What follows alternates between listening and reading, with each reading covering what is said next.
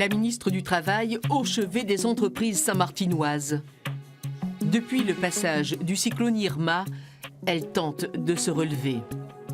Pour les aider, la ministre promet une adaptation temporaire du droit du travail. Il est aussi question d'un centre de formation pour les apprentis. Il y aura beaucoup à bâtir. Ce serait formidable si cette crise devenait l'opportunité pour des jeunes, enfin, d'avoir une qualification, un emploi et un emploi durable. Dans cet hôtel de Grand Case, les personnels sans activité depuis 3 mois vont être formés. J'aurai des plombiers, j'aurai des électriciens, j'aurai des peintres, j'aurai une gouvernante, donc j'aurai des gens qui auront des certificats, des diplômes. Mais pas de reprise de l'activité sans reconstruction. Il reste encore beaucoup à faire.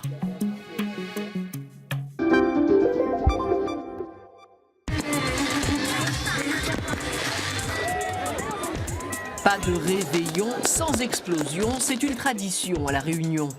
L'année dernière, 800 000 € de pétards et feux d'artifice ont été importés sur l'île.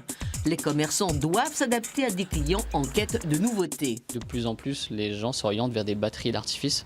Donc c'est comme les packs que vous voyez derrière moi, qui se ressemblent de plus en plus aux packs professionnels, mais qui restent accessibles pour le grand public.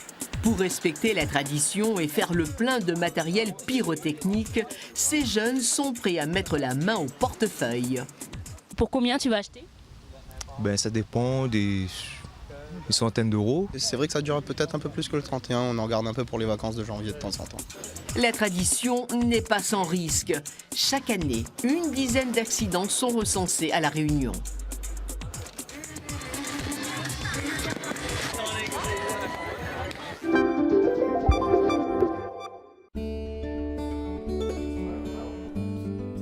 En 1788, l'expédition La Pérouse disparaissait aux îles Salomon. Des survivants du naufrage auraient été aperçus à Murray Island. Cette île australienne est située à 2500 km à l'ouest du site du naufrage. Un des indices intéressants est la date qui suggère qu'en 1788, un bateau s'est échoué sur Murray Island et nous n'avons pas connaissance d'un autre naufrage à cette époque dans le détroit de Torres. L'autre indice est que plusieurs objets de marine ont été vus à Murray Island et l'homme qui les avait vus affirmait qu'ils n'étaient pas britanniques, européens mais pas conçus en Angleterre. Cela suggère que ce pourraient être des objets français. Certains objets pourraient permettre d'identifier formellement les survivants. La Pérouse est partie avec des pierres provenant du Morvan.